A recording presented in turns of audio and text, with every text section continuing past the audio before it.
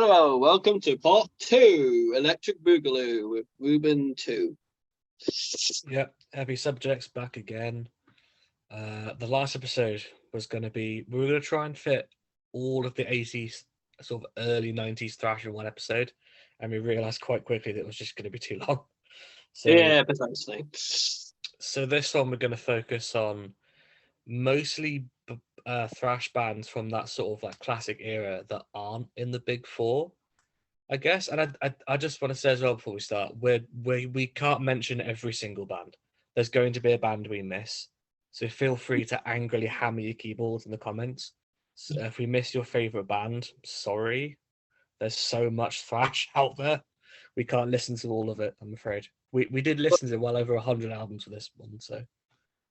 Well, I agree with Ruben on that one. However, if you are a keyboard warrior, I'm very angry that we didn't mention your favourite band or favourite album. As a matter of fact, feel free to make a complaint down below, and we might get to it. You never know. We could do an extra episode for complaints and get to them. If all 5 people watching decide to, mention their favorite album, we will do for all 5 followers.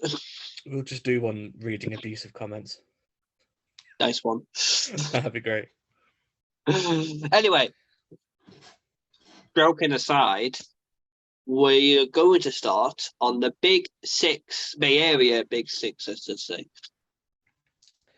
Yeah. So pick a band, Reagan. Who do you want to talk about first? I feel like it has to be either a Testament or Exodus. I feel like Exodus are probably the more important one. I don't want to make Testament sound like I fucking love Testament, but I feel like Exodus tends to be somewhat mentioned more when it comes to the thrash scene. So I think it's probably a good idea to start with that. And obviously the first sort of first album on the agenda would obviously be Bonded by Blood, because let's face it, it's probably one of the biggest thrash albums of all time. Yep, and rightly so. It is genuinely like when I first heard it in preparation for this podcast, I wondered, how has it taken me this long to sit and listen to that album from start to finish before? I knew like 1 or 2 tracks, like I knew the title track, I knew Piranha. I didn't know the whole album properly. And I listened to it and I was going, this is like one of the best thrash metal albums ever by anyone. I mean, it's just so good. Yeah. I mean, I really agree. And I'm surprised it took you that long to listen to it, because I first listened to... Okay, go on, sorry. No, because I knew Exodus. I knew some of their songs. I've seen them last year, couple years, no, 2 years ago. I saw them at Bloodstock, but I'd never really sat and listened to like one of their albums in its entirety. I just heard like the hits essentially. But yeah, Bonded by Blood. Definitely. If someone's never heard thrash, you could do a lot worse than putting that album in front of them. Oh yeah, definitely. And I feel, for me, obviously it's a bit different due to the fact that when I first heard the album in its entirety, I was about 15 to 16. My memory's a bit hazy. Around about that age, so a while ago now. So I had my first phrase massively at that age. Kind of like, when you go outside the big four and you think, "Ooh, what else can I find?" So Bonded by Blood is kind of a nostalgic album too. Maybe not the most nostalgic thrash album, but definitely up there anyway. It's obviously, we have to kind of look at the elephant in the room with this album and kind of look at if it was intended to be released earlier, wasn't it? So because it got released in 1985, which is a bit late in the scene, but it was. Yeah. I mean, I do genuinely believe, and I think a lot of other people watching would believe this too, is that if it came out when it was meant to, it probably would have been in the big four, or at least became a big five, depending on you. There's different perspectives. Some people say Exodus should have replaced Anthrax, or it should have just been the big five rather than the big four, whenever it's where you look at it. I'm not sure if Exodus have the same commercial viability that a band like Anthrax do. You could probably put on Anthrax for your granddad who likes the Rolling Stones or AC/DC, and he would probably enjoy it a bit. If you put on Yeah. Exodus, he might just go, "Why the fuck's he singing like that?" The vocals are a bit hit and miss. I think that's what it is for Yeah, some people. yeah. However, it's definitely a hallmark for thrash vocals in general. Like, Oh yeah, especially for and also more extreme vocals to come after as well. But I feel like it would have been a hallmark of thrash next to Kill the Morn, even if it came out when it did. I feel yeah. like it would have been really. And It was so important for the scene. it still is. I mean, if you go to a metal gig, have a drink. Literally every single other person with a battle jacket has a bonded by blood patch. Oh yeah, we If kind not of every single person there. we have to establish as well how much of a legend in this thrash scene Paul was as a vocalist in the band Yeah, too. Like in that was the Bay Area, yeah, Bay Area scene. He was like yeah, so famous in that area. yeah. So maybe for some reasons might not necessarily be the best reasons to be famous for, but you get my point. He had a His legend reputation. carries Yeah, on to this day. Let's put it that way. yeah, yeah, definitely. But going from Bonded by Blood, we can probably talk about that album until it's blue in the face about how great that album is. Yeah, But yeah. what what I mean, the pleasure of the flesh. I don't think I heard that one actually. I think I skipped to was it Fabulous Disaster after that? Yeah, I feel like it's worth mentioning because of the. I know it's not a great album. I'm going to put it out there, but it's also, I think, important to mention about how much of a downgrade it was from Bonded by Blood. No offense to It's a Exodus. tough album to follow, isn't it? Yeah, it is, and um, obviously they had Sousa. Is it Steve Sousa? Is that how you pronounce it? I'm hoping. Yes, yeah, yeah. Because he was in was he in what band was he in before that? Can't remember. Was it Testament or another band? I'm not sure actually. You Steve know what? Sousa. I will remember it when we get to that band. Just don't worry about that for now. But anyway, it was when he just joined. Yeah, But I feel like though he's a good vocalist, I feel like this album did him a bit dirty. I feel like he could have. I understand he was new, but I feel like it didn't really show him as how good of a vocalist he is until we got to Fabulous Disaster. yeah. That makes sense. You can see the potential as a vocalist in that. So, anyway, going to the rebound, let's say. Yeah, Fabulous Disaster. I think it's maybe not quite the impact that Bonded by Blood No. still retains to this day, but it is another just great thrash album start to finish, isn't it? Like the Toxic Oh yeah. Waltz alone is Oh, just the ultimate thrash anthem. I was going to say Toxic Waltz. It's like one of their best songs, not just on the album, but one of their best songs. I was in like the front row when they were playing on the main stage at Bloodstock, and they start playing the Toxic Waltz, and all you can see is just violence happening around you. I can't not imagine it not being violent with that song. To be honest, especially in the mosh pits. Yeah, I saw a lot of bloody noses that day. I feel like it was important though for the band because it was their rebound, wasn't it? It gave the career back to Exodus. There was that sort of like there was a lack of there was this obviously though there was a little hope left. There was I imagine some people before that album came out were losing hope in Exodus, but I feel like this gave them the career back, gave the fans hope in the band, and definitely made a good segue into Impact is imminent as well, I would say. Yeah. What song's on that one again? I listened to it, but I forget some of the sometimes these albums blow into one. I'll be honest with you. I be honest, it's one of those sorry, I can't get my words out. It's one of those songs that I apologize for everyone watching at the moment. I was going to say, it's one of those albums where I remembered the riffs more than I remembered the songs. I think that's kind of Does that make Exodus's sense? thing, isn't it? I think especially this one. I remember the album cover being a bit odd, like with that. Was it? It's Yeah. a ball chasing. While we're on that point, I don't know I know what it that's a is with self-titled, isn't it? Hang on, what else is there? I don't know what it What's that? is with Exodus putting out great albums with crap covers. Because we start Mm, with Bonded by Blood. That cover is not great, but at least it's oh, some sort of conceptual thing. And the mm, others, like the other two after that, are just pictures of the band. And yeah, the Impact is Imminent cover is awful. It's just them in the car going, "Way, aren't we wacky? Us thrash yeah. boys, way."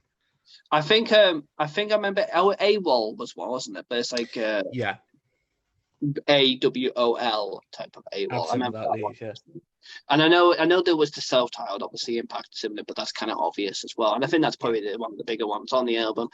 I know, despite the riffs being some of the greatest riffs, I would argue within the Exodus repertoire, but Gary did regret express some regret in this album. I know that as well, and I can kind of see why. Like, despite some of the greatest riffs, it had some issues in the album with songwriting, and that's why, though it's nowhere near to the level of pleasure of the flesh, like it's still good. It's just this not to the level of fabulous assassinate nor bonded by blood. However, I still think you can enjoy and listen to the album at the same time. yeah. I think it's a great album. I think Um, it's worth mentioning Gary Holt's tone is one of, if not the best, of any metal guitarist. His something about his just chunky rhythm tone. It's so good. It's I, so I perfect. I agree, definitely. Gary Holt's like a legendary tone. It's very Oh, him. he's It's very his incredible. own. I can understand. I got to Um, meet him once after a Slayer show.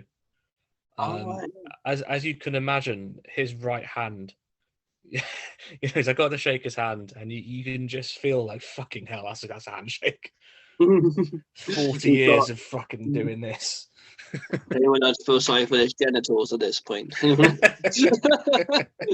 Sorry, Gary. I know you're probably not watching this, but I'm gonna say sorry for that Oh, if one. he does, that'd be funny. He Yeah, won't. we're hilarious. Anyway, force of habit, literally. Um, I liked no, it.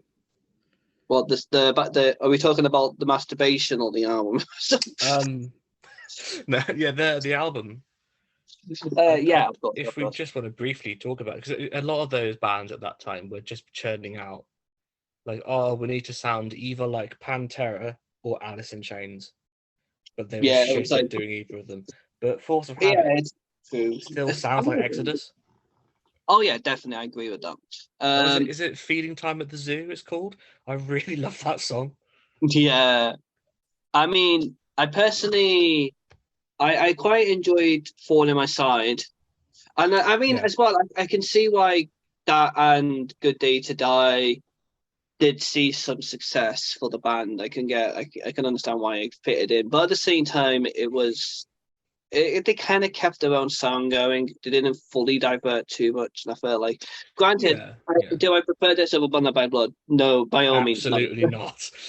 But I can still enjoy it and listen to it, and I can see why it had the success. it's it's their equivalent of like Countdown to Extinction. It's a more, I don't want to say watered down. It's a more succinct to the point version of their sound, but it still sounds like them.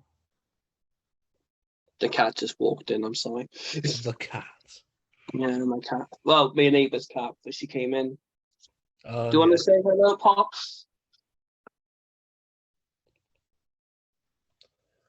No, fine then. I'll edit this yeah. out. Don't Us worry. metal people are friendly. We like animals. So back again. Sorry, there's an edit. Can you go back to what you were saying before, Rubes? What was I saying before? Saying about Gary Holt, probably. I forget now. Well, on force of habit, weren't we? When we were talking about how Yeah. it Oh yeah, changed. yeah. I was just saying like how I was comparing it to Countdown to Extinction by Megadeth. Yeah, it sounds different, but it isn't as big a jump as like the Black Album was for Metallica. It still sounds like them. It's still at its core thrash. I completely agree.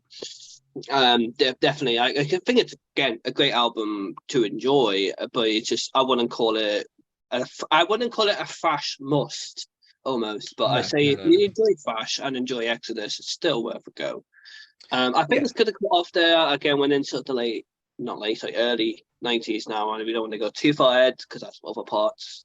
yes, So we're just done Exodus. I felt like they were the big one, and obviously we can kind of all agree that Exodus should have been within the big four. I feel like we can all agree on that.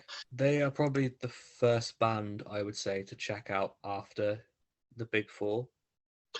I agree. They're one of my favorite thrash bands for sure. Well, either that or Testament. I would say I Exodus mean, and I mean Testament. both. Yeah, but But we'll go to that Exodus. actually now. Yeah, yeah, yeah. So Testament, I do have a bit of a love for Testament, and I have for a fair few years now. You know what I mean? Sorry. Ugh. What is your opinion on Testament, Rubes? I think they're great. They've got great riffs. Chuck Billy is one of Ooh. the best frontmen of any metal band. Oh, I've we seen have to them. I've talk seen them about it. twice. They're amazing live. I love Alex Mm, Skolnick. He's a fantastic guitarist. They have definitely. a history of having incredible drummers. They've had Gene Hoglan. They've had Dave Mm, Lombardo. They're yeah. just a fucking amazing band in Oh, all wait, that was respects. what Suzu was in before he was in Exodus Testament, wasn't it? Yes, they No. were called Legacy, Legacy, which is yeah. why their first album is called The Legacy, That's a good transition, everyone. isn't it? 1987, everyone. Oh I mean, yeah, let's face it, Apocalypse City is just fantastic. yeah, Who can go yeah, on? yeah. A great What's the big start. well-known one off the album? I would say, Over the well, the Wall. first one that comes to mind is that one. I mean, Yeah, let's face it. Um, I think it's definitely a good start for the thrash band. I would say, it's a hell of a debut. Yeah, yeah, I agree, and I definitely a must listen to anyone who is a fan of Thrash and Testament as a whole. I don't say it's the best album of this, but it's definitely a fucking good start. Let's put it that way. yeah. I prefer the one afterwards, which I forget what it's called now. I can see it. It's the Mm, Earth on the cover. what the New Order? Yes, the one that has Into the Mm. Pit on it. Also known as Laid to Rest by Lamb of God. Anyway, before we go on to that, though, what's your favorite song of Legacy? Because obviously, mine's Apocalypse City. I mean, I think over is it Over the Wall? Is that what's good? Over the Wall, yeah. Over the Wall What is. my favorite Testament song or Oh no, just song on the Legacy itself, the on album. the Legacy? Probably Over the Wall. I'll be honest with you. I Apocalypse haven't City done is up there. Mm, I think I agree. It's fantastic, and uh, I think it's great. So we go to New Order, and obviously this is a big push for the band due to Yeah. featuring Bill. Is that his name, Bill? Who, sorry? I'm talking about the vocalist. Sorry. Oh yeah, Chuck Oh, Billy. Chuck That's it. Billy. Yeah. Not Bill. Billy. Bill. With the E at the end. Bill. All right, Bill. Sorry, buddy. He's gonna get his fucking mic stand thingy holds and stuff up my ass now, isn't he? Oh, it's so cool when he does that though. It, He it starts looks air really cool. guitaring the riffs on the mic Yeah, stand. I saw that. It's like you know, all the, It's I mean, I brilliant. think it's Yeah. great because if I was a vocalist, especially at being a guitarist, if I was do vocals, I wouldn't know what to do between Because gaps. So that makes perfect if sense you to me. watch what he does, he's miming the riffs properly. He knows what the riffs are. Yeah, It's so quite funny to good. watch. I think it's also quite unique because, like, I'm not saying he's not the only singer to have a unique mic sound. I mean, look at Jonathan Davies, for example. But Oh I think yeah. in Yeah. the big four, because they're all kind of guitarists slash singers, except Anthrax, they tend to just have a mic stand. But I think it's just a cool idea the way he's just got that signature look to his performance, and it really helps to overall image for the band. Yeah. Definitely, and I mean this is a great start for Chuck. I think, um, and and also great for Testament in itself. Um, yeah, I mean, I feel like this album placed him not just in the because I feel like Legacy placed him as like a legendary in the Bay Area scene. It kind of placed him kind of high in that area, but I feel Yeah. like this may placed them outside the Bay Area scene almost. Like this made them a must in all metal. It wasn't just a Bay Area fame. It was like world, maybe worldwide fame at this point. Kind of pushed them on the outside. if this feel they disagree on that, obviously that's just how I feel with that. No, I do agree. I think they are a really important band, not just for thrash, but just for metal. If you want to go and see like what a quintessential metal gig is like for an outsider, go and see Testament. That's Yeah. about as metal a gig as you're gonna get. Oh yeah. No, also, I want to point out it's probably my favorite ending. I'm not saying it's my favorite Testament album, but it's my favorite ending to a Testament album. I think Musical Death is a great instrumental to end off an album with, personally, and very well done and written. But So go on, yeah. the next one, I was going to say that. Actually. practice what you preach. I tried What to. did we think? The what? Sorry. I said I tried to. I'm sorry. Okay, I have to point out this here. I'm probably going to point it out with all three. The Nathan and Souls of Black, but the next one coming. But I want to point out that how fucking amazing is it that they made such good albums right close to each other. Like this was less than a year after New Order, and it's a fucking masterpiece. They pulled out two masterpieces in like less than a year. Like how the fuck does a band do that? They were just churning out album after album in quite quick succession. That seems to be a thing though with like older bands 40, 50 years ago. It would be every other year or every year there'd be an album. The Beatles were like, in 7 years, they released 13 albums. Fuck me. That many. I know like, they released a lot, but I didn't know that many. 13 officially, yeah. Wow. That's better. I thought I was like on rec. I thought I was quick with them. Then there's like Buckethead, who's just okay, yeah. I mean, there's a difference between an album like every year and an album every day, almost. Yeah. We have to get to Buckethead. We have to do a Buckethead one at some point, but it'll be 7 hours long. Yeah, true. We can always discuss Buckethead in depth in a like 10-part series or something. But that'd be quite cool, actually. We could do that. We'd have to pick like a few specific albums. We couldn't listen to all of them. He has literally hundreds of them. But I mean, Perilous Nation. We go back to Perilous Sweet Peace. That is great intro. Intro as it to the song, that is. And I think Greenhouse Effect and The Ballad, which I've loved how on the nose the name of that is. Great songs. Every album gets one ballad. Yeah. And they do it well. Like, not only did they make space for the ballads, but unlike a lot of metal bands, they do it well. They don't feel like it's forced. Doesn't feel like it's not really them. I listen to it and I go, yeah, that's Testament, and they sound great, you know? Yeah, totally. And we have to go to the next album. Again, just to point out, another fucking great masterpiece very shortly after this. So, like, 3 albums in a row, very close together. I don't get it. I did that so well. And Souls of Black, I mean, fuck me, is a great album. Yeah, another fantastic album. You can't fault them. No, you can go. I'm sorry, I didn't mean to interrupt. No, I wanted to say just those 3 words. Was it 4 words? Yeah, that was it. Oh, okay.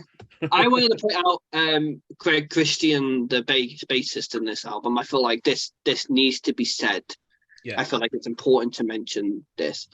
And I think this is one of the reasons why this makes this album really good. 2 is that I felt like Greg's bass tone didn't give him justice in the other 2, which is basically Practice What You Preach and the New Order. So I feel like listening to those 2, someone described the tone of the bass quite funnily, like it's almost like a stretched elastic band on the albums. I think it's because the guitars were so big, and I mean they sounded great, but they were so big and left little room for the bass. And I feel like though he had these great bass riffs and melodies, he just wasn't really able to be heard properly, and the tone just didn't really justify his playing. I feel like Souls of Black, it was when Greg's tone justified his playing within an album, and I think he did a really good job. In like Souls of Black intro, great fucking bass intro, very great, very classic riff in bass in general in metal, I would say. I just feel like I'm happy he got the tone that justified it. And I feel like to me that's what edges this album more than the other ones. Personally, I just really enjoy hearing the band at its fullest, almost. Yeah, I agree. I think that's really well put. Thank you. Yeah, like I said, it's another great album by them.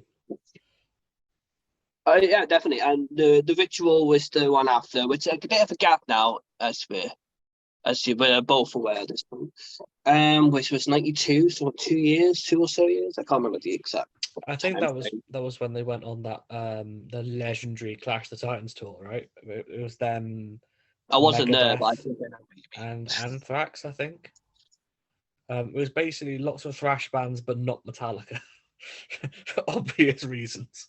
Yeah, I can Because get that. Megadeth were headlining. Megadeth. No, great. Megadeth. I mean, it was also the last album to feature Louis Clemente. Is that how you pronounce it? Clemente? Louis Clemente and Alex Skolnick until the reunion, that is, obviously. But also last Yeah, one to feature yeah. those two. I also see to see Alex Skolnick go, especially. He was a fantastic guitarist. I think he was Oh, a he's jazz incredible. Yeah, guitarist, wasn't he? As well. Like I feel that made him really good songwriter. yeah, that would make sense. Yeah. I'm pretty certain he's a jazz guitarist. Though, like, if I'm wrong, feel free to call me whatever in the comments. And I feel like So Many Lies is just an incredibly underrated song. Hmm. Like, it's so good. And I mean, like, I think Return of Serenity is like the fast ballad of the ages. Don't get me wrong, and that's a great song. But I feel like So Many Lies needs some love too. Yeah, yeah. I think this one is maybe not quite the same level as the ones that preceded it, Yeah, I but didn't. I, it's I still prefer pretty Those of the good. Black a lot more personally, Yeah. but definitely worth a listen. I wouldn't definitely not knock it and stuff. So I think I would like to go to Low, but I feel like that's probably better for another video. Yeah, that's it. I like the album, but it's I mean, yeah, very groove metal. it's very It's possibly very in depth it's at some very point. mid 90s. Yeah, We'll save that no, for another time.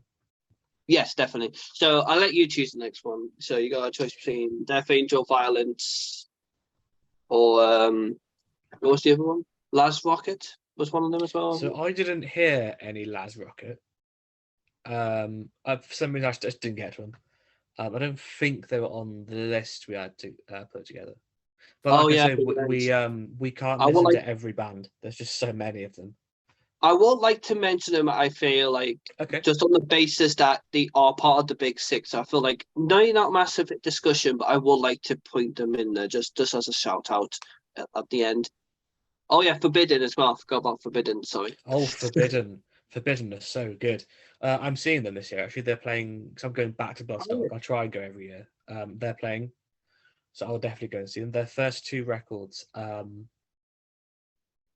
Mm. which I forget the names of, but their Forbidden first two Evil and albums. Twisted Unto Shape. That's it. Yes, Forbidden Evil, I believe, has the track "Chalice of Blood," which has incredible like Rob Halford type vocals on it. I It's was going to such a say good that. song, and I can't wait to see them play it. And the second one, which is what's the name of the second one again, Reagan? Sorry. The second album, do you mean? Yes, by Forbidden. Twisted Unto Shape. Yes, that one's also very good. I love the artwork on that one as well. Proper classic like Mm. thrash artwork on both those records. I did notice Um, the album covers were fantastic. yeah, they're a bit overshadowed when you think of even in like outside the big four, everyone goes like, oh, Exodus and Testament, and then eventually you get to Forbidden. But Yeah. they're definitely worth every bit of your time, the same as Exodus or Testament, in my opinion. Yeah, definitely. I remember the first song of theirs I heard was Through Eyes of Glass. Is that the Oh one? yeah, yeah, I really enjoyed that. I thought that was great. And it kind of introduced me to the band quite well. And I think the whole album Forbidden Evil was a good, start for the band and a good yeah, introduction. yeah, Um, definitely. I feel like Twisted Onto Shape. I think I might prefer a little bit more, but I think they're both great. Yeah, I feel like on Twisted Onto Wall, Twisted. Sorry, I'm getting confused. Twisted Onto Shape is a masterpiece of tech thrash, in my opinion. Especially, it's probably one of the best tech thrash albums you can listen to. I do believe that. I agree. Actually, yeah, What we Then agree? that Oh, and the Mickey Mouse. first fourth entry album as well. But Mm. what was the other ones in the big six then? We did Forbidden. What was I the mean, other obviously, one? I've been not. We did mention Last Rocket. I feel like we saved that one Yes, for of the end. So course. I'd say go either for Death Angel or Violence. Okay, so Death Angel then. Death Angel, cool. Their album, The Ultraviolence, I'm Oh, not kidding, is one of the best thrash metal albums of all time. The vocals alone are amazing. There's a reason why that vocalist is now in Kerry King's solo band.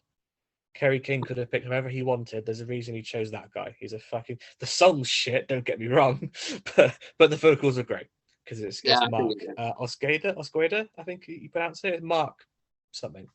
The drummer on the first Death Angel album was 14 years of age when that was recorded.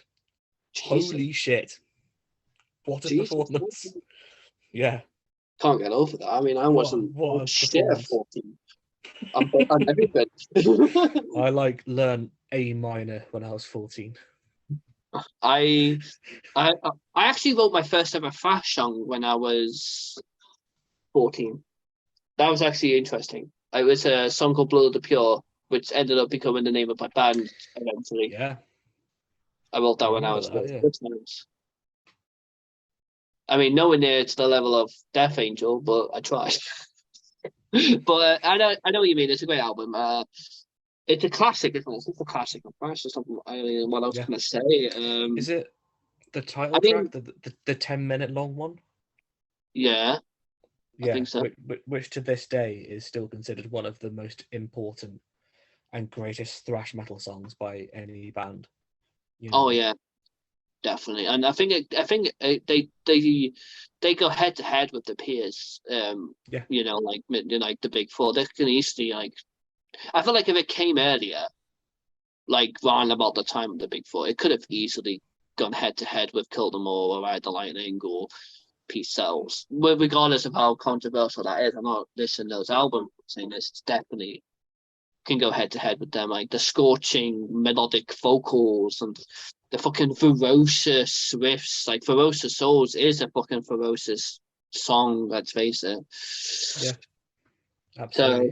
I mean, what else can I mention? I mean, I will mention I did have a phase of really enjoying Dethroned by Death Angel too, but that was much later on, so we're not going to mention that right now. But I want to say Okay. I was really into that song when I was like 16, like really into it. Should we talk about Violence? Vio hyphen lent. Yes, that Vio sounds makes it sound much more Violence. familiar. I accidentally saw them. Actually, I didn't realize Oh, they were on, and I walked past, and I went, "Is that Phil Demmel?" Because he had his like Randy Rose at the Jackson V, oh yeah, yeah. and I was like, "Is that Phil Demmel?" And it was, and he was like, "This next song's called Kill on Command," and I watched the last few songs, and I thought, "Damn, I didn't realize Violence were playing." Yeah, they were great, and the That's album, so good. Eternal Nightmare, is it called? Yeah, yeah. In 1988, Yes. wasn't it? Yeah, that's another great album, another seminal, essential thrash album as well. Yeah. And metal in general. I mean, like it was Yeah, Rob and Phil's start before Machine Head, and Machine Head yeah, became yeah. became to be a massive metal band in general. From the 90s onwards, and still big now, let's face it. So I like I it's an think important start for them. I think if you're a Machine Head fan, you owe it to yourself and to them to go back and check out Violence. Definitely. I mean, Phobophobia was like a great song. My favorite song is probably Phobophobia, I would say. And like it I'd say really, Kill on Command. I mean, I get that. I mean, let's face it, they're all good, but I Yeah, just personally like that one more. But yeah, I mean, Rob and Phil's work, you can see how well they work together, and I can understand why they're going into Machine Head straight away. They kind of just because you listen to the first Machine Head album, they just sound amazing together. Like they work really well together. And looking back, like years prior, looking at Violence, I can see why they got so good at it. yeah, It's so yeah. good. I know, isn't it true that Phil has a heart condition? Can't remember. I'm not sure. I remember he had this. Was he the One one of with? them. Or are you thinking of the guy in Trivium? Corey something. Doesn't he have a heart condition? And he Uh, regularly collapses on stage or something. we'll have a look. I can't remember. But I actually saw Probably Phil someone Demmel next. twice that festival because he was also filling in for because Lamb of God headlined that day and he was playing with them instead of Willie Adler. Who for some reason, just couldn't make it that day. I never found out why. He just couldn't make it to the UK. So yeah, it was Lamb of God with Phil Demmel filling in That sounds really for cool. I mean, Willie. It was a good show. Lama got a really good live, so I can get that. Oh yeah. Oh, by the way, it is Phil. I wanted to point that out. Okay. Cardiogenic syncope he suffers from, so it's a rare condition with the heart. And if he plays, I think if he gets too, I think it's if he gets too excited or if he gets too racy, it can cause it to faint. I remember it just. What what does he do to like stay calm playing thrash metal then? I have no idea. What the I think hell? I remember there's a video of him playing with Machine Head, and he just literally ripping out this amazing solo. And as he's playing the solo, he just like, Oh man, that's it's terrifying. like shit. Like I feel really I bad for the guy. Like someone who has fainting in themselves, like I can randomly faint too, so I can completely yeah, get yeah. how terrifying it is. So I'm sorry if it sounds like I'm laughing. It's just that I can just identify with it. I feel it's Yeah, horrible. yeah. But imagine how terrifying that is. The thing you love doing is dangerous for you. Like I know, it man. puts you in immediate, potentially lethal danger. It shows Like, dedication, though. I mean, it shows how much he yeah. loves it. Like the fact that he's willing to keep doing it. And I mean, I might be wrong. I don't know much about the Mm. cardio condition. It may not be excitement, but if I'm wrong, any heart specialists watching, just tell me how wrong I am. He's just If I breathing am. exercises the entire set. Anyway, He's just so calm. I think it must be, yeah. I mean, I want to mention Last Rocket before we change into Yeah, the yeah, yeah. next scene, because I feel like these are fucking amazing, Last Rocket. Like I feel like I can't ignore them. I just refuse to ignore them because he has so many good albums. I'm gonna just mention Know Your Enemy, which was the first one from '87. Because it's extremely underrated old school thrash, abrasive, harsh, scorching vocals, everything, right? And Last Breath is probably one of my favorite thrash songs from that era. I mean, I know it's not very talked about. I just really like the chorus to it. It just gets me going. But I feel like anyone watching this, go and listen to Last Rockets, Know Your Enemy. I feel like it's not talked about, but it's so good as a thrash album, in my opinion. So please check it out if you have a chance to. Yeah. I'll have to check it out because I've not heard it. They're definitely worth listening to in general. Like if you like the other ones like Exodus, Testament, and all that, you will like them as well. I feel like. Okay. Well, we should go to another scene. I feel like the other important Yeah. scene to talk about would be the Teutonic or the German thrash metal scene, which again is very interesting. There's some really cool stuff. Shall we talk Mm, about probably the most obvious one first? Them being Creator. I'd argue yeah, they're probably the most well known of that scene. I So would definitely. I would agree. I feel like Creator, like when I first heard about those bands ever, the first one that popped up was Creator. Then yeah, Sodom not long after, obviously. yeah, of course. Um, I mean, it's kind of weird because we're kind of. I feel like it's important to point out that we're kind of not only exploring thrash by mentioning these bands, but we're not and like Korea, but we're also exploring sort of the first wave of black metal a little bit here too. So it's kind of going to cross over a bit. So we might re-mention these when we go to the black metal section of our Probably podcast. will. Yeah, But it's also I feel like they're more predominantly thrash, so I think it's still really important to talk about them. yeah, yeah, yeah. So we have to look at well with Creator. Obviously, we have to start with Endless Pain. I feel like the start of Creator. It's rough, ready, raw. It sounds evil. Yeah, It's good. definitely. It's good stuff. I think it's sometimes forgotten within the black metal influence, but it's definitely worth a listen for anyone who is a deaf, black, or thrash metal fan. It's like a sort of proto to all of them almost. Well, not thrash, but proto to black and deaf, and within the early thrash scenes. Total Death. like the vocals sound like the belly of the beast itself, like especially Yep. for what was it, 1984, 5? 85, I'm pretty 85. sure. It was Endless one or Pain, the yeah. other. I'm trying to remember the date. So yeah, but I mean, like it's a must, and it's a really must in thrash, I would say, and it mixes elements of First Wave Black and thrash very well. Like it's a really good mix too. Yeah, Yeah. granted it's raw, so it might be a bit difficult for listen to some people, especially more newer comers to metal. But if you like your extreme metal, especially early extreme metal, definitely give this a listen. And I Yeah, think that yeah. will smoothly go transition to Pleasure to Kill. Well, can I talk about the artwork as well for Endless Pain? Oh yeah, That's yeah. such Sorry. a good cover. Oh Like, is yeah. it Endless Pain? I Oh, it's don't the one with know. the I flag on the front. mean, No, I'm thinking of someone else. Sorry, I'm getting ahead of myself. But it is a great cover with the flag on the front as well. let me look up there. I think I remember Endless Pain's the album cover, isn't it? With what is it called? It's kind of got like this. It's kind of like got a white background, and there's this weird beast thing is like charging at you almost. Yeah, yeah. Like an And enemy what in is it Doom. charging at you? Is it a beast or like it's like a beast man with a cape or something, isn't it? I think it's cool. I think like the red cape does add a really sort of like like it kind of strikes at you. I mean the logo's a bit weirdly placed, but the cape is the part that really grabs your Yeah. attention almost because it's because everything else is kind of white. So that's this blood red cape like behind them. It's quite cool. Anyway, yeah, Pleasure to Kill. Let's go to Pleasure to Kill anyway. Pleasure Obviously, to kill.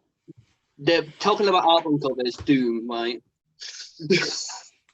How much protein powder has that demon been huffing before going out and murdering those peasants?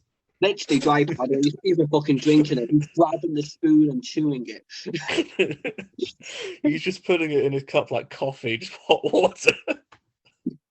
Literally full of Christ. PED. He's probably just on all sorts of like steroids, and just like gone out and just Yeah. beating people up. Just Anyway, how did he get his arms to look like that? What the hell? He's just made our biceps. oh Jesus! He's just fighting a load of skeletons. I can see why that skeleton behind him is so terrifying. Like, anyway, I love it. It's so worse. good. It's so metal. Skeletons and demons and steroids. I mean, what can we tell you about this album? So I feel like I don't want to be mean about this album, but I'm going to have to be a little mean. So I do apologize, Ruben, and anyone watching who's a Creator fan, because I do love Creator. And don't get me wrong, it offers great flash classics, especially in the Titanic scene, if you're into that sound. I understand how important it was for that scene as well, but at the same time, I feel like if I compare it to Hello 8 or Rain in Blood, I know going back to the Big Four, but if I compare it to that sort of scene or those Yeah. albums at the same sort of time, I think it is a slightly less sluggish compared to slightly more sluggish compared to those. So I feel like I understand why those albums were a bit more in the forefront, if that makes sense. It's just but this felt a little Yeah. less Yeah. exciting compared. However, they still got to match the breadth and dimensions of those albums, I would say. It definitely was an important album, and it's still definitely a great album to listen to. So don't be deterred by me saying this. It's still worth a listen for anyone watching, definitely. I think with Slayer, those albums, Hello Ace, Rain and Blood, yeah, they're for a mainstream metal band, they're pretty fucking heavy, especially for the time they came out. Yeah. But I think Slayer were focused more on writing like songs with hooks and stuff. Even at their heaviest, with like Rain and Blood, they were still quite hooky. The songs.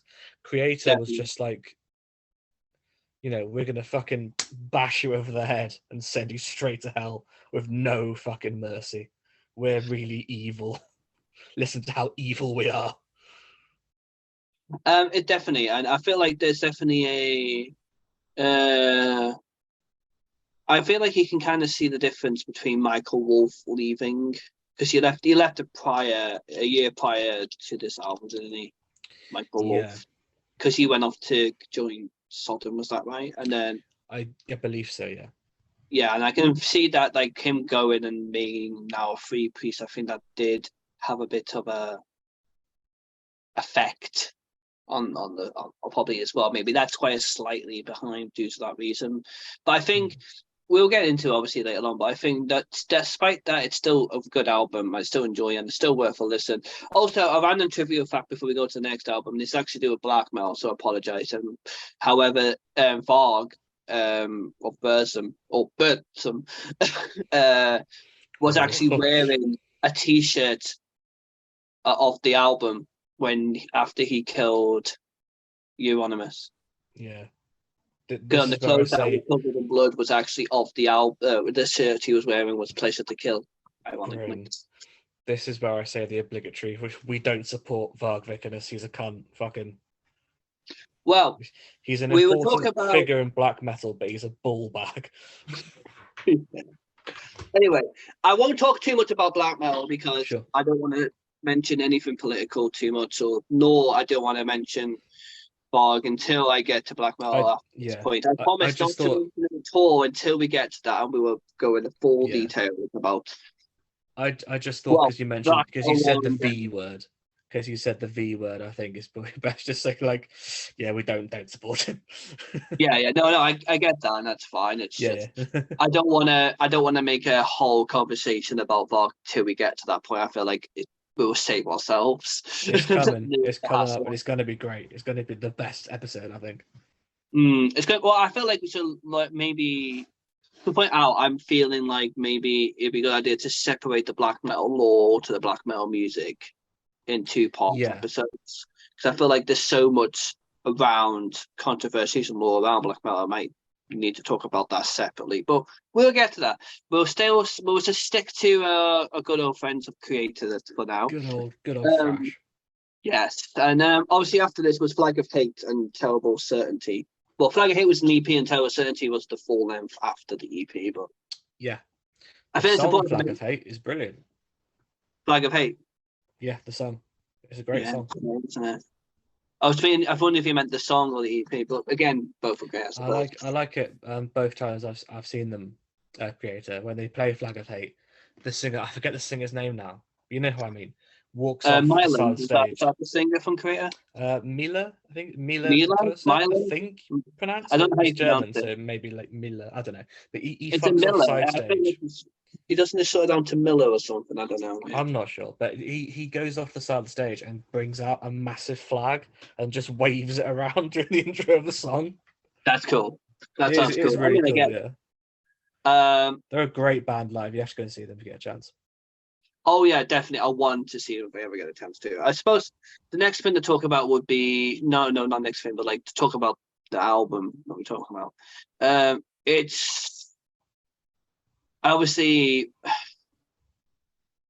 despite the band changing lineups a bit throughout the career up to this point, now we got a new drummer, adding an extra guitar and all this throughout this sort of period of time and before.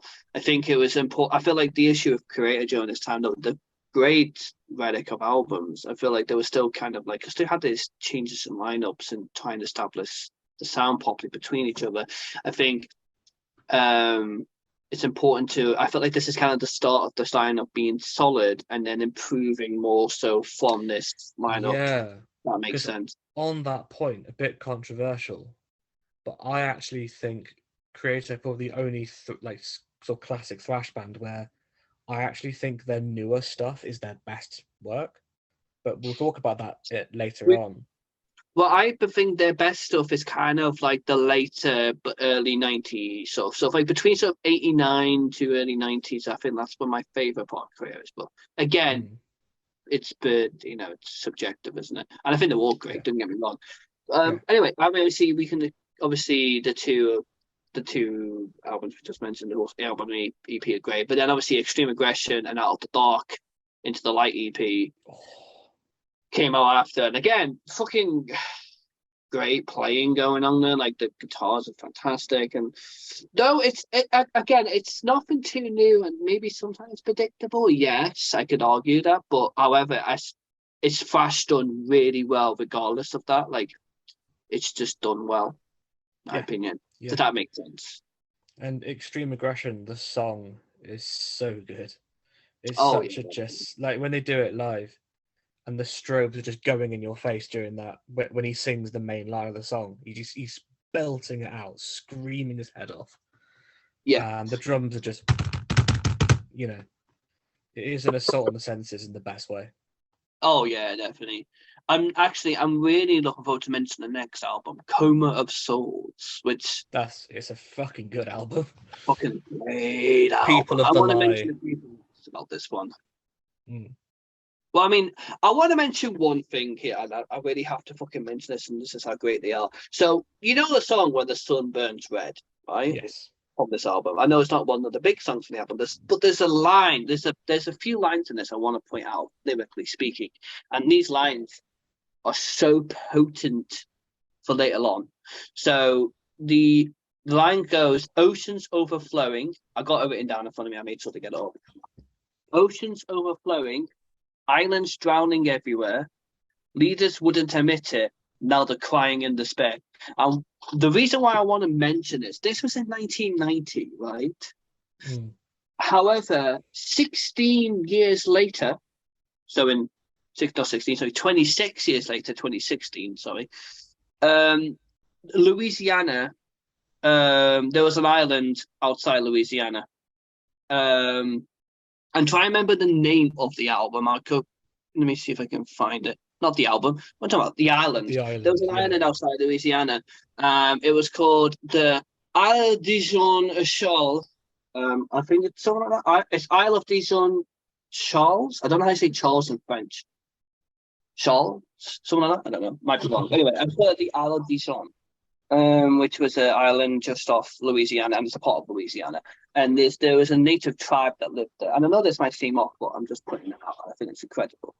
This group of natives who lived on this island actually were the first ever people in American history, or I don't know about all of history, but especially American history, where they had to actually migrate them off the island into more of the mainland because of climate change. The oceans, well, it was both climate change and I think there was another issue with some oil things going on outside causing so both the land was collapsing, but the sea was also rising essentially.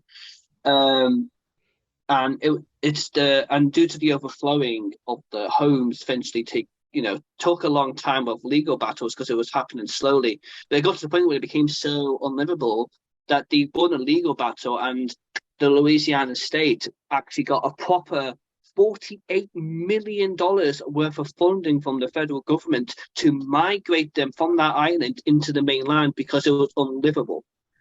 And that's 48 million for 77 families, right? That's just for that many families to move. And the thing is that this is the first time that a migration happened that was caused by a climate change. Wow. And I feel like those lyrics someone already pointed this out, but I think those lyrics, that lyrics and that song's 26 years earlier, they were fucking spot on. Yeah. They were completely spot on about that whole thing. You could look at it as it's being about, it's having like an environmental message anyway. And it's a good thing I'm wearing a Gojira t-shirt underneath this as well. Yeah, definitely. But yeah, no, it just goes to show, even back then, I think a lot of metal musicians are conscious of like world events and political things and being progressive in the ways of thinking and stuff. And we're not just banging our heads together like cavemen, although we do like to do that as well. Of course. Definitely. I think it's great. And I think, there was a lot of political elements, especially talking about thrash. And like I said, I don't want to try and get too political because I'm not trying to push anything saying this. I'm just saying something that had happened. That album did flood because of rising sea levels and oil and people doing oil things outside of the island. Did happen, and they did have to be migrated, and it did cost a shit ton of money just to migrate a small community of people. And obviously, that is an incredible story. It's possible that there might be larger migrations with larger economic stresses, and I feel like they were really on point about what will happen with these issues. So take that as you will, obviously, and whoever's watching, I just thought that was interesting to mention. Obviously, the album, going back to the album though itself, like despite that, Terror Zone, excellent fucking song, and so is Come of the Souls. I mean, let's Yep. face it, the Come of the Souls solo is probably the best Creator solo in my opinion, but Terror Zone's definitely what I mean. Probably is, yeah. I mean, Yeah. I don't know. I mean, it's subjective again because I understand other people might prefer other ones, but definitely my personal favorite. I Anyway, I think feel like People of the Lie is probably my favorite track on the album. It's like an obvious one, but that's the one I remember the most. That's the one that kind of stands out to me. oh yeah, I mean, I can get that. It's a great song. Again, the whole album's great, so I Yeah. completely get that. I feel like I was a bit sexy. Sad that I didn't mention that one myself, so good going there, Rubes. I mean, we go. I'm gonna go digress and go on to the next one because I feel like we're doing this one. I've been gassing this shit out this one, so we're gonna go to renewable. I think it's probably a good way to end the Creator sort of cycle. Do you want to talk about New yourself? Like, what's your opinion on New? Because I know So that's a bit of an experimental one for the band. I didn't hear that one. Um, has it got Phobia on that one? Or is that a bit Um, later? I'm trying to remember. I don't think it was, though. I could be wrong. Let Okay. me check. Let me check. I wanna be sure on this because the thing is that I only ever heard the album through once because it was. I know it's a bit of a weird album of theirs, but I can't remember all the tracks. So, you know when you listen to an album once through and you think, oh shit, what's the name of all the songs again? What's the one you wanted to know? Yeah, yeah. Phobia. No, no, it isn't. Oh, No. okay. Yeah, I'm not that familiar with their kind of 90s stuff. The 80s stuff I know, and I know a lot of like the new stuff from the 2000s onwards. Well, what made this one very odd, I feel, for them, which I get. I can understand why this one's a bit passes by people. It's because it kind of incorporates both industrial and groove. It's still having like kind of the thrash, but that's Mhm. both those elements to it. Kind of similar to how Testament did with Low, almost. So it's kind of that type of Okay, album. It's a bit sure. experimental for them anyway, and I mean they did a good job. I think it's a good album. I can understand it not being as good as Come in the Soul, so it's a hard thing to follow up, but I definitely say it's worth a listen, especially if you like industrial groove as well. And I think it does, they do blend it well with the thrash. And the self-titled Renewable is probably the one to listen to out of all the album. Okay. I'm pretty certain there was a single of theirs, so again, should be good to listen to that one. I feel like Creator is good to stop there because I feel like against that sort of like cut Yeah, off yeah. point. I feel I think that's a I good agree. point. So I want to talk about Sodom, I feel like it's important to talk about next when we talk about the Titanic because Creator and Sodom are Yes. like the top two on it, kind of like the Megadeth and Metallica almost. Yeah, yeah. So Um, yeah, so the so album Agent Orange then. well, actually, I wanted to point out before we go to H&M, can we please talk about In the Sign of Evil? Can Okay. we? I really want to talk about that one. I'm sorry to push it back there because I know I do think No, H&M that's is a okay. great album. I think it's No, no, this important to put this one out because that what album cover fuck me, that album cover is one of the most iconic album covers, not in it just thrash is. metal, but in metal. Yeah, Like, definitely. I mean, the whole album's great, like a great start for the band, and they're fucking extremely heavy for 1985. But and obviously, it's a whole thrash classic in itself. I mean, like the artwork is so intimidating, yet you just can't look away. Does that make sense? Yeah, definitely.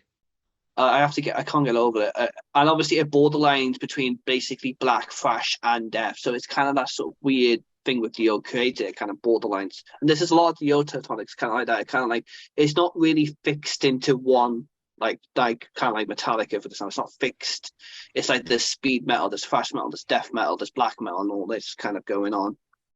Um, Obviously, Outbreak of Evil and Blasphemer are the first songs to come to mind with this album, but I mean the whole album, not the album, it's the EP, sorry.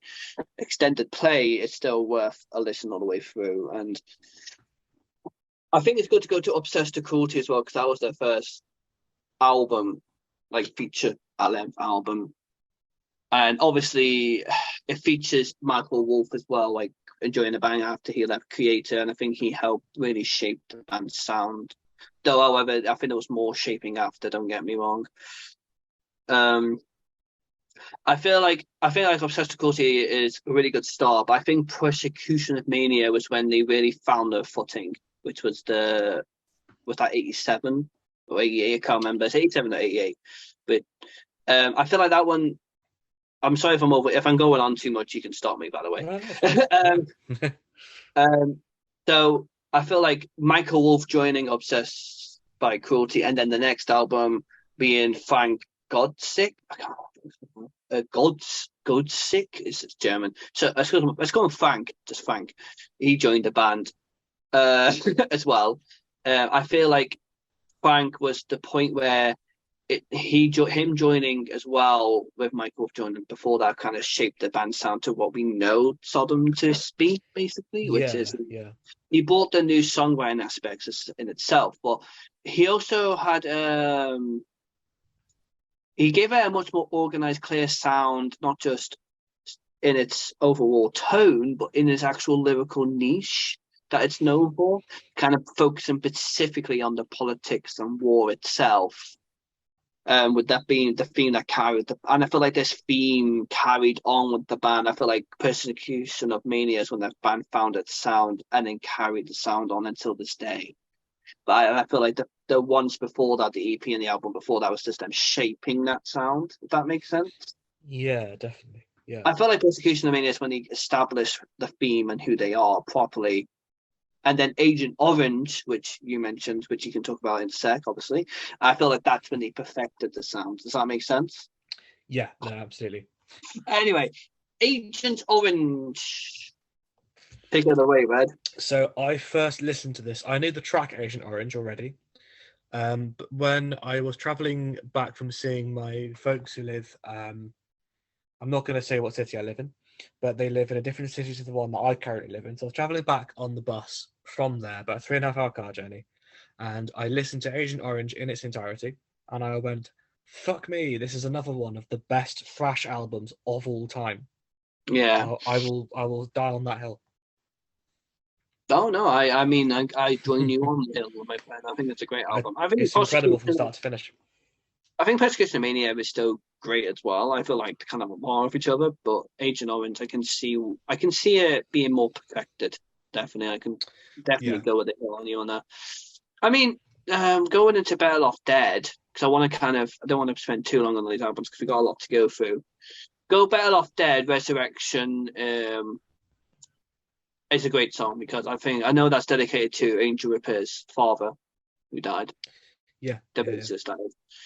And I know trivia fact, the song "Eye for an Eye" sampled a clip from the film The Punisher. If you didn't know.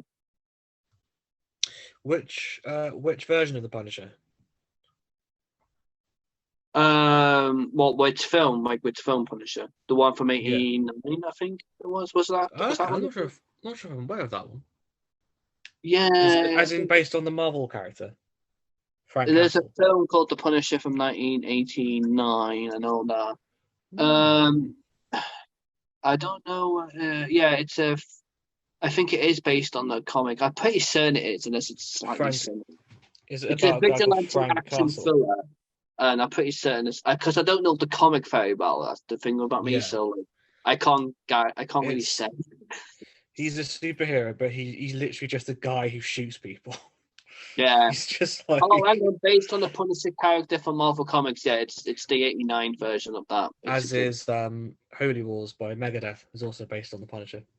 Oh, was it? See, the thing is that I don't really know. I'm gonna probably offend a few people. I'm not into Marvel or DC. No, I don't really know it. I'll be honest. I'm not into the films anymore. I'll say that. I Yeah. quite like some of the stories in the comics. Some of the storylines are quite good.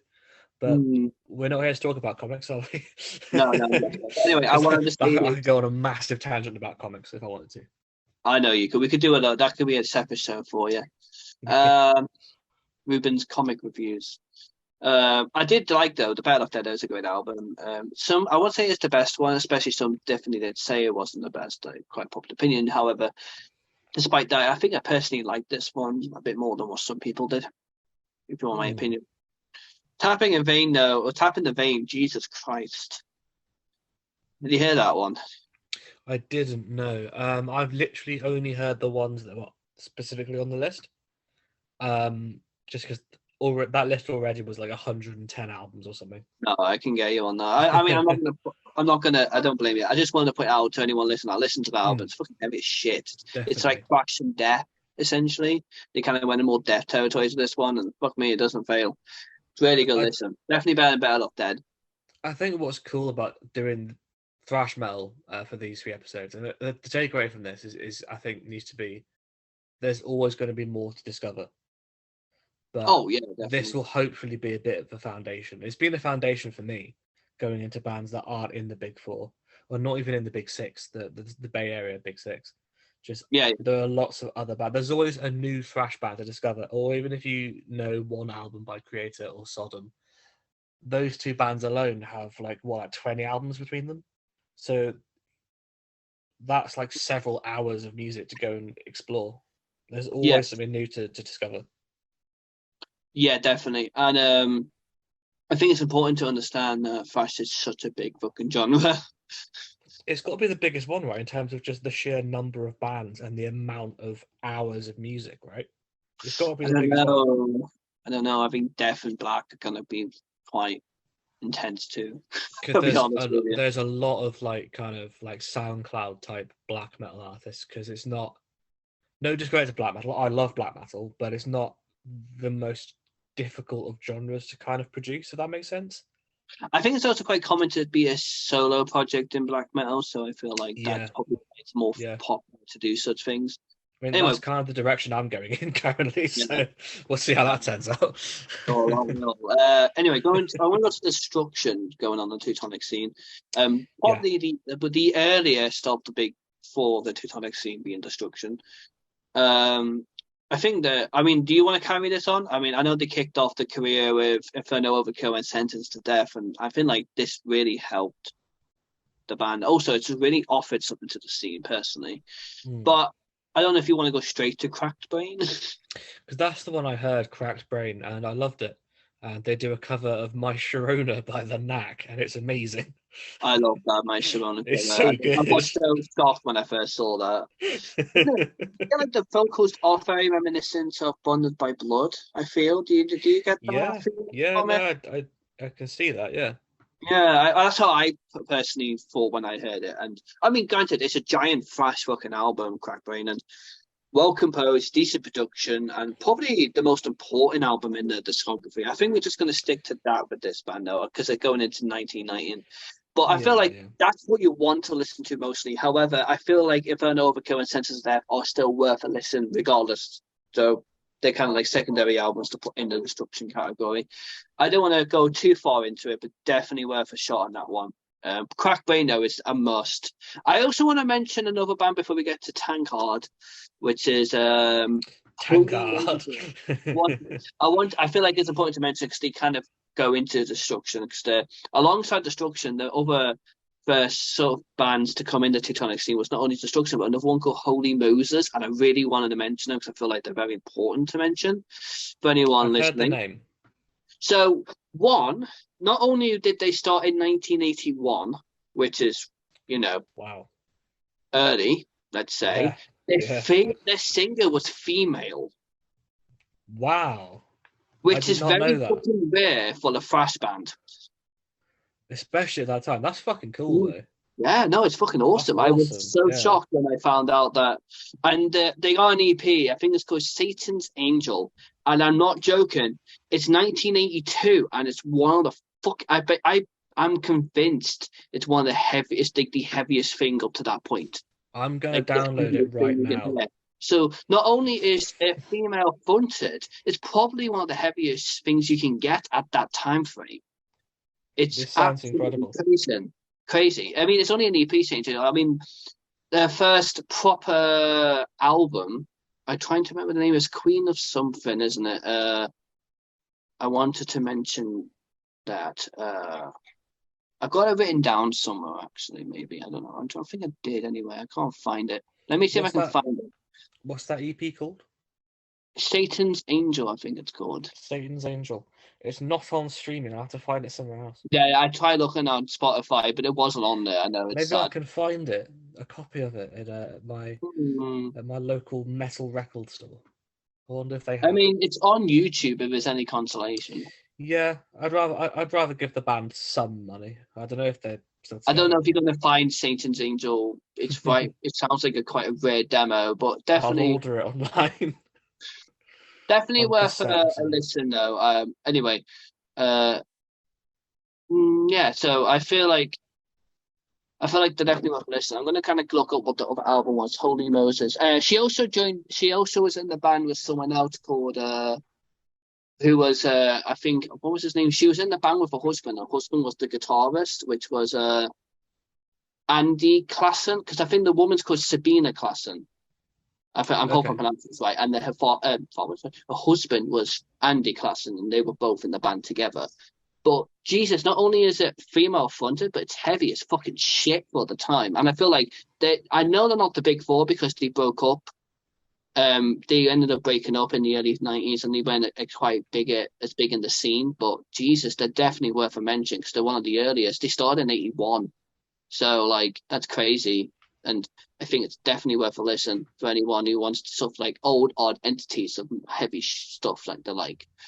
I just want to point that out, and obviously Queen of Siam, is it Queen of Siam? I think it's called the I first probably proper Siam, debut isn't it? I'm not sure. album because the first album didn't come out until '86, so it was a bit later, but. Okay. There was loads of demos in sort of the early '80s, and like I said, Satan's Angel was from '82. Um, it's the only one I heard of theirs, and that fucking goes crazy. Anyway, I don't want to go again. I'm digressing now. I was wanted to point that out. I was so shocked by that one. Like I had to point that out. And then obviously now we can go into Tankard, which is kind of like the Anthrax of the Teutonic scene. I feel. Yeah, they're Not to quite say, I'm not trying most to of do Anthrax. yeah, most of Tankard's songs are as you would expect with a name like Tankard. It's just about beer, Yeah, and it's great. I love it. I haven't yeah. heard any of their albums all the way through, but I know a few of their songs, and they're great. I think the only ones I heard was from the Attack and Chemical Invasion, the first two, I think. I've Okay. maybe heard a few others here and there as well on top of that. Uh, I don't think I felt like though it wasn't. I felt like Zombie Attack wasn't it was so perfect in the sound. I feel like they still had time to kind of get the sound where they want it. But I feel like Mm. Chemical Invasion was a big improvement from the first album and better writing, technical playing in general. I feel like in that album compared to Zombie Attack, and I think like each song has a good character, surprisingly bluesy at times. I feel like I quite like that kind of theme. I Yeah. mean, they're definitely the weakest of the big four, and sometimes people even demote the Teutonic scene into a trio sometimes because of that. But I think Tankard deserves a bit of love despite that. Yeah, I like Tankard. I think they're great. Yeah, yeah, definitely. Anyway, I feel like that's worth mentioning. I want to go into other bands now anyway, outside of the big six and Teutonic scene, but I feel like Cool.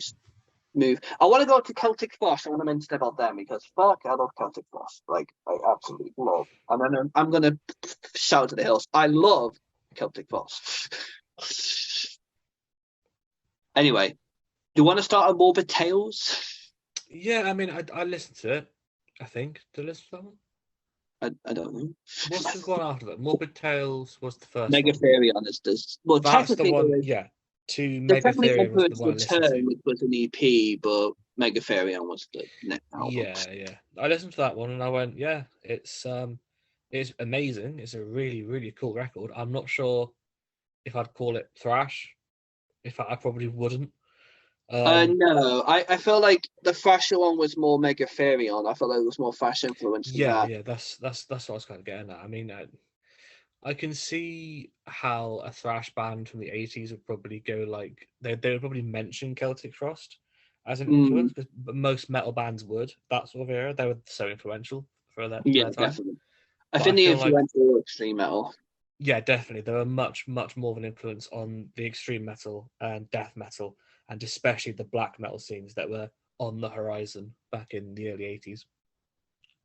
I'd say the best way to describe Morbid Tales would be it's a Thrash influenced album that really pushed the more extreme genres like grindcore, black, and death. It was kind of like a Yeah. bridge between the two. I feel like they were influenced a bit, they weren't it, if that makes sense. So I feel like it's worth mentioning that. Also, Yeah. Megatherion does have a bit more thrash elements, I feel, compared to Morbid Tales. Um, I mean, but I feel like it's their Sketchfuck is more important for the development of Black, especially Mad Metal. So we won't go too much into that, but I just want to point out that they were influenced by it and they were kind of this bridge between the two. So I feel like it's worth giving them a little bit of love. But for anyone who is Celtic Frost fans like myself, we will go into that heavily during the Black Yes. part of the podcast. We want to go to Overkill now. I feel like they're worth mentioning because obviously they're a big One of band. one of my favorite bands in thrash is Yeah, I Overkill. can say that. Yeah. Well, you can What start, my friend, with Fill the Fire. Go ahead. what was oh god, there's so many albums, I forget the names of them. I can see the cover in my head. I forget the name of the album. Fill the Fire is the first one, isn't it? I think so, yeah. Yeah, I'm It pretty was the certain it's it was the really first fun. one I heard anyway. Right off the bat with Overkill, first song, first album, the energy is just at a 10. And then it carries on at that 10 for their entire discography. Yeah, yeah, Just yeah. the energy and is it Bobby, the vocalist is called? Bobby Blitz? Yes, yes. His That's what a it. character. What a Yeah. front man. What a crazy voice that guy has. Oh, It's yeah, perfect definitely. for that style of music. I'd say it's like an epic vocal, so you call it like epic vocals, but with like abrasive, harsh guitar. Like it's kind of like it's like the voice of speed metal, but with the music of thrash almost. If Joey Belladonna drank like wallpaper stripper, Love it. that's what he would sound like. I like the description. That's a good description. Well, I can't disagree. And I think like, I don't. I feel like I know they were kind of famous alongside Anthrax, Overkill, so I feel like there's some aspects of that sort of East Coast sound going on. If that makes Yeah, sense. I But anyway, prefer Overkill mm, personally. I think I do as well, actually. However, I do really like some Anthrax as well. Like Among the Living is still one of my like nostalgic albums. Don't get me wrong, but Yeah, I mean, definitely, definitely both are great. I feel. yeah, yeah. I mean, I could take an album like The Years of Decay by Overkill over Among the Living personally. No, yeah, definitely. What we're taking over then, like go to the album after. It's kind of like it's more of the same kind of thing, but they take it up a step, and it's everything that could be improved has been improved. Um, Mm, yeah, mm. the album cover isn't is that the one where they've got like guns pointed at the camera on the cover? The cover's a bit shit. I can't actually remember what the cover looks like. I Taking think over, there's I'm so pretty many sure. covers I've seen for listening to these albums. I'm just kind of they're all meshed in my own brain over. Yeah, I'm but just yeah, gonna look taking them over. up while you It's talk. Oh yeah, it is. and the third album, the name escapes me, but it's the one. I think the cover's the guy in the sewer looking out into New York. And you got Sorry. like the big, I forget their mascot's name, but the big skull with the demon bat wings. Um. Oh yeah, I think I know what you mean. Yeah. So I think the one with the bat wings is Under the Influence, isn't it? Under the Influence, that's the name of it. Yeah, yeah. Yeah, that one's a really good one as well. It's another Yeah. third time lucky, another great record. I think it's. Okay, go on. Sorry, yeah, go on. The I jumped in. one, the one after that is the Years of Decay, right? Yeah, yeah, he is Decay. It And was after. that's like, to me, that's like the big one.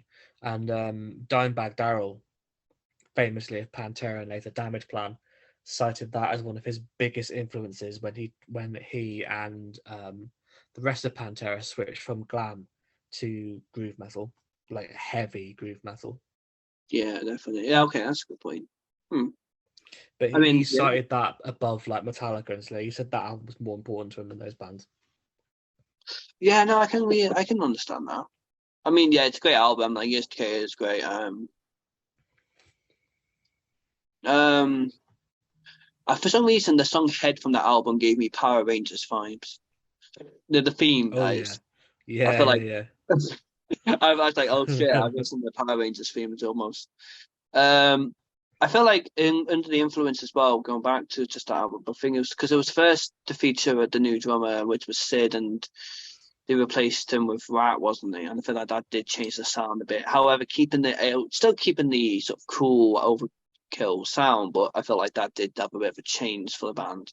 Yeah, Makes sense. However, I feel like yeah, sorry, go on. Elimination is the single, that one, isn't it? That's probably their most well-known track. I can't remember which one was the single. I'll be honest. I just remember. It was Elimination because that's like the big one. Yeah, I mean that makes sense. To be fair, I wish I felt like sometimes I forget which ones are singles because I tend to listen to albums more than sing. Yeah, sure.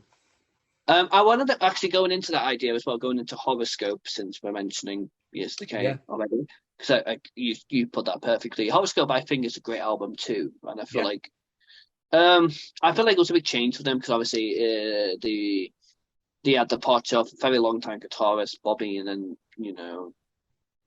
whether he was left or fired, leave that up for the people to discuss. That's a thing in itself. And then so yeah, it had like what the album before they replaced they had the drum replacement, then he had the guitarist replacement and stuff, and then he had the two new guitarists, who was Canavino and who had been Gustafson's guitar technician. Is that right? Bobby's guitar technician at the time, and then Gant. He also came into the band as a second guitarist, and he was in Faithful Fear, I think. Okay. Is that right? Anyway, I'm not sure. I just want to point that out. They have a complicated history, Overkill. Yeah, definitely. So because of this sort of change, especially now, but not only a new drummer but also a new guitarist, it kind of definitely changed the sound. However, despite that, it definitely worked in their favor to a degree. Like the sound's great. I can imagine the fans having anxiety knowing where it was going to go before it came out, but I feel like it definitely doesn't disappoint for the Overkill fans. Personally, Coma and Infectious were great songs to introduce you to the new guitar lineup, especially with the guitar work in that, and I felt new yet familiar, and I feel like Solitude was a great ballad to add in there, despite that it was quite surprising, but I did enjoy the ballad aspect for some. Like it was well done. Yeah, I agree. I think I'll leave it there though with Overkill. I feel like we did quite well with that. Any particular bands that you want to mention? Probably, I imagine Sepultura would be important to mention when we're talking about Thrash. We can't not mention. Yeah. Well, who have we not talked about yet in terms of the context of this one? Because we said we're going to talk about the big six. We've done that. Well, we got Sepultura. I feel like they're important. Yeah, of course. Is it Sepultura or Sepultura? I can't remember. Sepultura. Sepultura. Yeah, I've always heard them say that. It's Brazilian for... I forget now. I can't remember. Something evil. It's in Brazilian. Oh, Spanish. Portuguese? Portuguese, yes. Spanish. Fucking one about. Yeah, Portuguese. I mean, let's face it, I know they're different, but they're not too different as languages go. It means grave. Oh, there you go. Oh, that's cool. Sorry, I was going to say Flotsam and Jetsam are probably Jetsam and Jetsam, or whatever you call them. Shall we talk about their first album then? Because I've only heard... Actually, I heard a couple of their albums, to be fair. Or Flotsam, you're talking about? Excuse me. Yeah, Flotsam and Jetsam. But the first one I think we should talk about. I think Float for some reason. Flotsam. I mean, I don't really have much to say about it. I only ever heard the album once through, and I feel like Jason did a really amazing performance, especially, with the intro to the album was Hammerhead. And great. I think it's like a must for any Thrash fans due to Jason being in it, because he being in it Metallica. And it also kind of showcases how well of a bassist he really was. I feel like sometimes he was overshadowed a bit with Metallica, but and he did a lot of let you go on with the rest of that. That's all I've got to say. He did a lot of the songwriting as well on that album. The album is called Doomsday for the Deceiver, by the way. Yes, I forgot that name. So he wrote a lot of the music for the album, and every song is fantastic. Hammerhead is a standout, obviously, because that's like the big title track at the beginning. Not the title track, the intro track. Sorry. Yeah, I know what you mean, don't The I? cover's questionable, but it's goofy in that endearing way, like a lot of metal Yeah, album covers are. definitely. I think probably go from that. I think it's probably a good idea to move to Sepultura then, now that we mentioned. I was just wanting to point Yes. out them due to Jason being in it, and obviously just a Yeah. general good album. Jason Newsted, who would go on to be in a band you might have heard of called Metallica. Yeah, I mean, I've heard of them, not much. Anyway, I wanted to mention. I think more of a bit Visions and Bestial Devastation. I feel like it's more of a pioneer of both death and black more than thrash. So Yeah, I feel like definitely. maybe don't mention that one so much until we get to those. I think that's fair. Yeah, that's a But fair assessment. I think I feel like maybe we should go to more. I don't know, schizophrenia. What would you say that was like? Was that more So thrashier? I didn't hear that one. Um, I Yeah, went to. I'm pretty sure I skipped to Beneath the Remains. I mean, I don't blame you. I feel like the other ones are not as thrashier. So like I said, they're more. I think affiliated with thrash and death. The first two, and I feel like it's probably good to go into them when we get to that. Yeah, You I know, think that's fair. but we should. I think we should start with Beneath the Remains, and I Yes. want to point out that this. I feel like it's everything right about thrash. Everything is right in this album. It's probably one, if not the best thrash album. So would you call that, at the very least, your favorite Sepultura album? Oh, by far. But well, I mean, I'm Okay. amazing too. But it's my favorite Sepultura album, and it may be even one of my favorite thrash albums in general. Like not See, even just the theme, just in general. I think it's cool and it's great for the Brazilian scene at the time. I find myself getting a bit fatigued by it towards the end because it doesn't let up. But unlike an album Mm. like Rain in Blood, which also doesn't let up, it's over in literally less than half an hour. Yeah, So, but Beneath it's the a Remains is nearly an hour long, and I just feel like after a while it's a bit like, oh my god, I can't take much more. It's controversially not my favorite Sepultura album, but I'll reveal which one is my favorite in a later episode when we talk about the genre that I think it fits in more, I or can maybe understand that. in a future thrash episode. We'll see what happens. I feel like one of the reasons why I like this album so much is that the song "Hungry" in the album is not only my favorite song on the album, but I feel like the riff in the middle of that song is just perfect. It's like it's the perfect thrash riff. Just Sure, gonna point sure. that out. I just love that. There are some great songs on it, and there's some amazing riffs. I just think as an album from start to finish, it's a bit much for me personally. It's but saying not my favorite Sepultura album. It's still a fucking great album. Oh It's yeah, definitely. Sepultura. They're one of the best bands ever to exist. Oh yeah. I can't argue with that.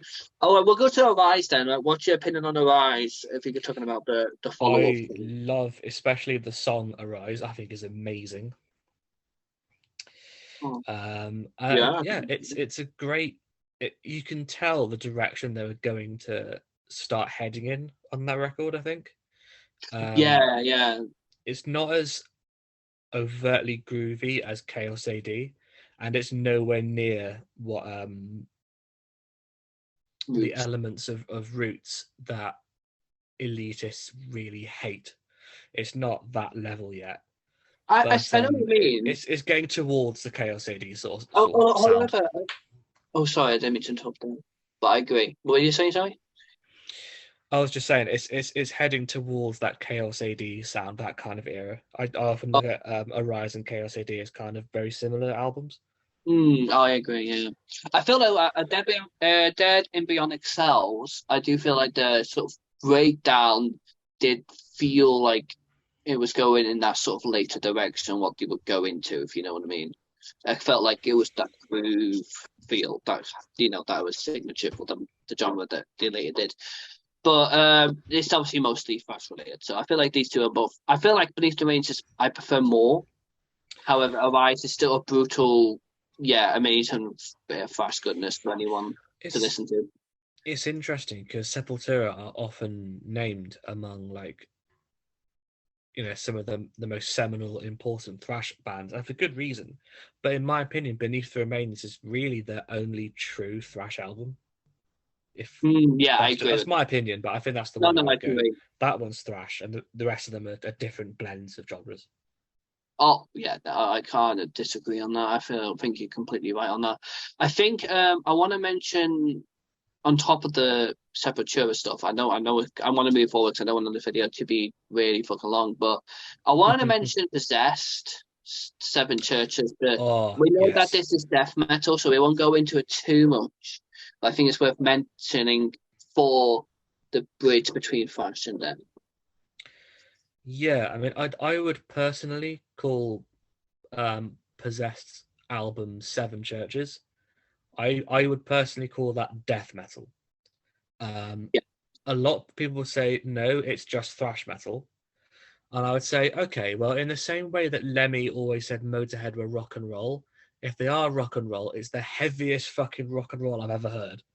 yeah. I would If actually Possessed call, are thrash metal, they have to be the single heaviest thrash band ever to exist. Because yeah, my god, that album's heavy.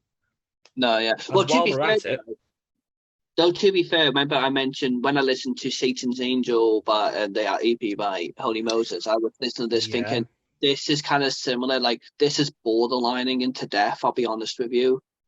And it's kind and of the same thing with Bathory, where like he's clearly influenced by thrash, but it's getting to the point where it's like this is not thrash, this is like black. So I feel like Possessed has yeah, that yeah, sort of similar feel to him, to them, and I feel like I feel like I comfortably call them proto death. yeah. Well, specifically Seven Churches, I call it proto death. It isn't signature death metal. However, there is things in there that would become death metal. And I think we should talk about that album, Seven Churches, more when we get to death metal. Oh The yeah, one thing no, I for will sure. say I think it's is worth a it's mention. Yeah. yeah. The one thing I will say about Seven Churches is my god, what an incredible album. Oh yeah, no, it's What brilliant. an absolute masterpiece from start to finish. It's on my list of albums I want to go and see the band play that album in full. Oh yeah, no, that'd be And great. it's the same guitarist from Primus as well, which is Yeah, that's so funny. crazy. Yeah. And he was like 17 or something when they made Seven Churches. Oh really? Oh fucking Mm. hell. Anyway, we should go. I think we should talk a bit about crossover thrash, Yeah. and I think we mentioned DRI and maybe corrosion of conformity. I think we just mentioned those two. I feel like they're two good starters for anyone. We've got, if you want a bit more crossover mentioning, we can do a separate video purely for crossover. But I'm just going to mention DRI or Dirty Rotten Imbeciles for anyone who's into it. Oh yeah, we're going to mention suicidal tendencies, but I think we'll go into that one a little bit more. But crossover terms, there's like the three I will mention. So Dirty Rotten Imbeciles, we'll just mention them first. I feel like I'm just going to mention the album Crossover. I feel like that's the ultimate sort of crossover start for Yeah. anyone getting into the Yeah. genre. So, but what is crossover though, Reagan? Crossover Well, thrash. What would you kind of describe it as? that's a very good point. In my understanding, though, feel free to disagree. I feel like thrash and crossover. So we all know that both are basically essentially a mixture of traditional heavy metal and hardcore punk. I Yep. feel crossover focuses more on the hardcore punk, where thrash focuses more on the metal. Essentially, how I feel the difference is. Yeah. I mean, I would kind of say hardcore thrash is, and this is coming from someone who likes a lot of punk music. I'm not trying to diminish punk whatsoever, but Mm, crossover thrash is like punk, but played really, really well, as opposed to not yeah, saying that punk doesn't have incredible musicians. People like Joe Strummer are among the best rock composers ever, I think. yeah, But it's a different kind of talent where punk is intentionally like it's rough and ready and somewhat sloppy.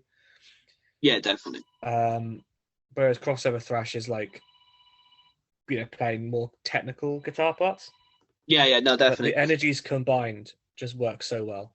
They do. I think to be fair, that there is a very small line between the two. Like they're very extremely similar genres. It's just that, like I said, I think one just focuses more on the because there's a mixture of two genres. It's just that one focuses a bit more on one side and the other focuses a bit more on the other side. But really, they're like two heads of the same coin almost.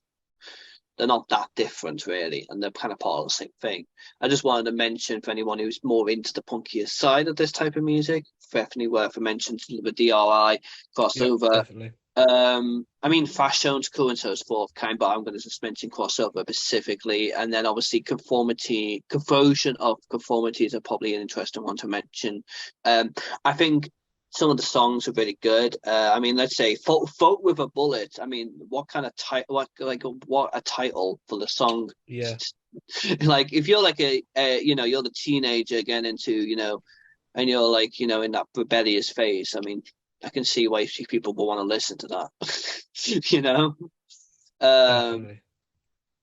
and the rest do hit hard as well, and it's very thought-provoking lyrics. Heavy punk in it, as well as the thrash. So I can see why something like that would be worth listening to.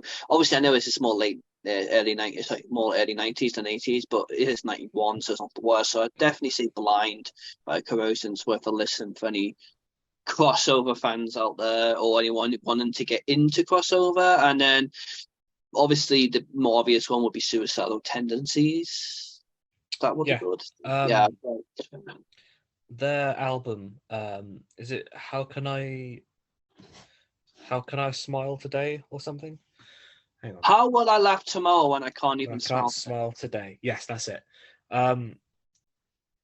Again, I was blown away when I put it on and listened to the entire thing. I was blown away by how much I actually enjoyed it, and I would honestly put it in probably my list of favorite thrash albums ever. Oh Um, yeah, it's definitely. I think. fantastic. Every song, the song "Pledge of Allegiance."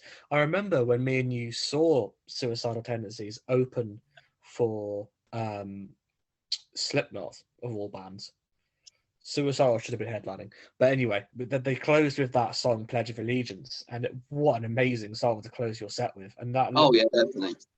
it definitely left an impression on me. But I didn't really become a proper Suicidal fan until very recently. And speaking of which, have you seen who their new drummer is? No, Do you not know? no. So, okay, this is really cool. So, Jay Weinberg has officially joined Suicidal Tendencies. He's officially their drummer now. Oh, that's really cool for him. And Because you I know know he what? was Good for him. That's a perfect band for him. Oh yeah, definitely. I feel it's good for him because I feel like the sacking by Slipknot was kind of harsh for him. Yeah, it I was thought, bullshit, man. I don't know what was going on behind closed doors, but I mean, we'll go into Slipknot another time. I suppose that would be for later videos. But yeah, that's pretty interesting. As well, I mean, yeah, and I find it funny that the bassist Thundercat, the bassist Thundercat, I've heard the name, yes. he was in the band too, which is really Oh, funny really?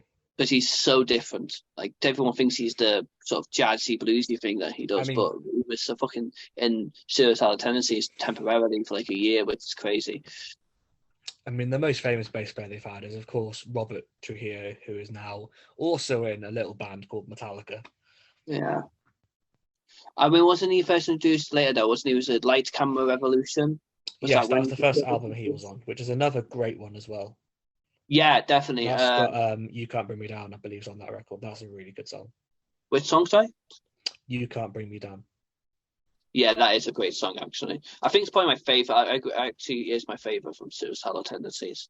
It's up there. It's a good song. So I think it's because it's more fast and less crossover, and I'm more of a fast fan. Maybe I think. Yeah, I think how will I laugh tomorrow when I can't even start today is more for the crossover fans. I feel, though I think fast fans can yeah. still enjoy it. But I feel like it's more of a landmark for crossover, that album, personally. I think, this might be sacrilegious, but I think my favorite crossover band, I personally would call them crossover, is Municipal Waste. Yeah, no, I agree. Mission Voice is a fucking amazing band. However, I don't want to talk about them too much, but I will mention they will be on the next, not the next video, but part 4, because the next video is going to be talking about the same bands from the 80s in the later millennia, and then we'll go to New Wave at the end for any New Wave fans out there, like myself. So we're going to cover the big 4 and their various glories and mistakes in the 90s as well. I think I don't want this video to be too long, so are you okay if I only mention 2 more bands from here, which will be Annihilator? Absolutely. What's another one I wanted to mention? Nuclear Assault. I want to mention Nuclear Assault. Oh, yes, of course. So Annihilator, I feel like the only really, I know I feel like I'm just going to mention two, just keep it simple. Alice in Hell, fucking amazing album. Again, Annihilator Excellent was, I know album. they were, yeah, they were late to the scene, I know, because they were like 89, the first album, but I believe that they could easily be a big four if they were earlier. Like, they were so Yeah, fucking good. yeah. They were definitely, we kind of had like the idea of progressive thrash with "And Justice for All" by Metallica, but I really do feel like Alice in Hell was the first kind of album where they were like, "This is prog thrash. This is Yeah. like crazy." The amount of sections in just the song "Alice in Hell" alone, the amount of Mm, sections there are, the amount of weird time changes, and the yeah. crazy stops and starts, and the ridiculous riffing. Mm, Annihilator, another great live band who I got to see them oh, nice. open for Testament Oh, in wow. Bristol, and the opening band before them was Vader. So I saw, I've seen Vader live, ironically. yeah, they're a great band live, aren't they? So yeah, no, they're really good. It was in 2014 or 13 I saw them. I saw them. It was when Testament were promoting Brotherhood of the Snake in Oh, okay. 2017, but Alice Oh, and yeah. Hell, sorry, Annihilator were the opening, were like the main support, and they were great. Oh, yeah, definitely. Oh, right, awesome. That sounds awesome. And yeah, no, again, that's a Hell's great album. Probably the definitive. I mean, like the way Crystal Ann as well just leads into Anderson Tell. It's so good. And then, It's a really pretty piece, Crystal Ann. however, I would like to give shout to Neverland. Is it Neverland? Is it called? Neverland? I should say. Is that the Sorry. one that has Phantasmagoria on it? Because that's a great song as well. Yeah, definitely. I think that is the one with that. I think Neverland and also the other one afterwards is to Set the World on Fire. I think those two are really good to mention for like sort of Okay. early 90s thrash. Set the World on Fire, the song is really good, very potent in its lyrics, but also quite proggy in its music. And again, like Neverland, like again, great, fucking just amazing. I feel like they can be just as good. I just think this one kind of made it more forward because it was their first sort of release and it was out of nowhere. I feel, but it was great. And I just want to mention Nuclear Assault because people, I've heard a few people in recent time for some reason mention these. I actually had, if you ever watching this, I don't know if you will, but I know Mike. I can't pronounce his last name, so I'm not going to try because he's probably me.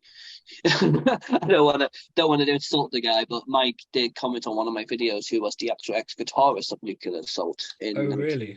1994, I Oh, think. cool. So I was quite shout out to him for liking my video. Thanks, man.